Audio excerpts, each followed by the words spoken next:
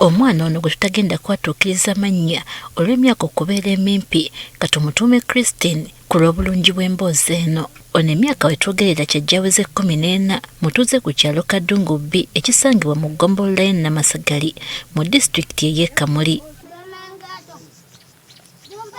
Mu kunyumyamu naye Christine yatubuulidde nti omwaka oguwedde bwe yali asoma ekibiina ekyomusanvu yafuna olubuto ng'alina emyaka 13 gyokka, bw'atyo kitaawe n'amugobya waka atandike okwetakulira. Nali nankaweza 14. Nali nsoma P7 era namala n'atyamira ebigezo n'amaliriza. Nafuna 19. Ng'ensi emufundiridde yatuukira wa kojjawe muganda wa nnyina, kyokka ng'eno nayo kye bamukolera eky'amaanyi kwali kumuwa akasiisira mwasula ng'ebyokulya ssaako n'endabirira y'omwana omugugu yagwetisse. Naida n'abanga wano paka kuzaala. Nazaala mu January ennaku d'omwezi daali nga 2. Ku myaka 14 gyokka Christine yafuuka dda maama atalina amulabirira ko n'omwana we omuvubuka yamufunisa olubuto taddangamu kumuwuliza. Olwamala nga nfunye olubuto yalumuka nga nze awo taamu yakubiri we yategeerera yalumuka.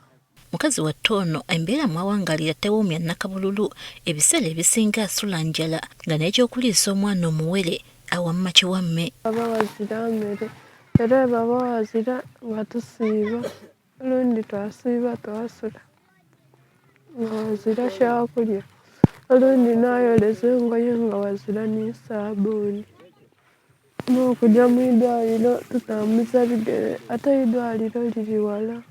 Bwakunyumiza engeri gye yatuukamu okugwa ku migandu okwatibwa n'ennaku anti omuvubuka eyamusendasenda yasooka kumuwa capati ko n'okumuwa obulabulabo okukkakkana ng'amutisa eri amugema.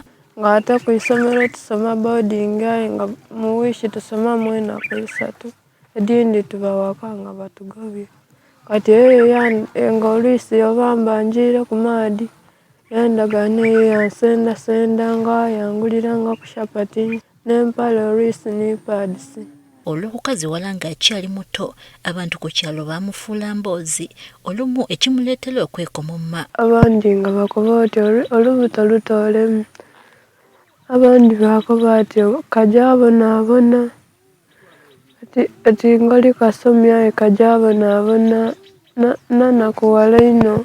Era omwana omuto ataliiko mwasirizi mukazi wattu yatuuka n'ekiseera ng'ayagala kwetta aviire obulamu bw'ensi eno naddala bwe yakimanya nti akooyeddwa eka ne ku kyalo.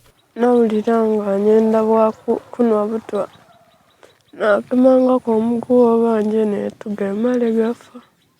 Maama nga nkoba ati guma ozaale ati we ndifuna sente ndikwizaayo ku isomero.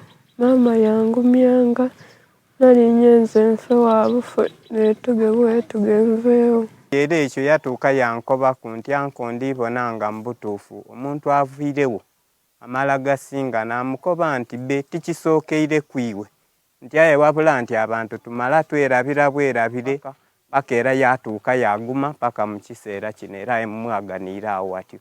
Mu kaseera kano omukazi wattu asiiba mu kwejjusa kyokka alina essuubi nti singa afuna omuzira kisaamukwata ku mukono eky'okudda ku ssomero kimusula ku mmeeme atuukirize ekirooto kye eky'okubeera omusawo.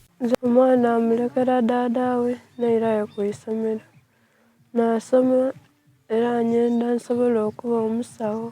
Ebo eziraliira mu kunsendasenda ku kino kyonabonaku baabalenzi balemesesa ebiruubirirwa byo tutuukiriza birooto byo.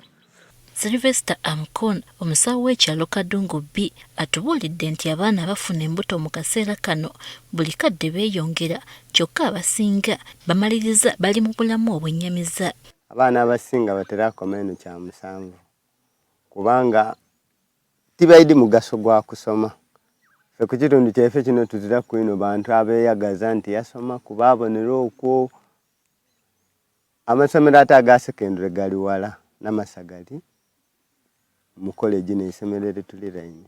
Ate okuva wano okujja Namasagali osala Ananda. Abaana baffe abawala balaakinga kye tuyita sexual and reproductive health information. tamanyi wentandika ogenda mu nsonga kitegeeza ki. Abamu bagamba bw'otandise bw'oti oba okuze. Tebamanyi about even their health, obulamu bwabwe, about infections tebamanyi ki ekibeerawo ku stage ki, lwakuba abamu tebafunye kuyambibwa. Kati olunaku olw'enkya tugenda kulaba maama eyafumbirwa nga tanneetuuka, kyokka ekyennaku ne bawala be yazaala nabo baafuna embuto nga tebanneetuuka. Barbara Naraiso, NTV.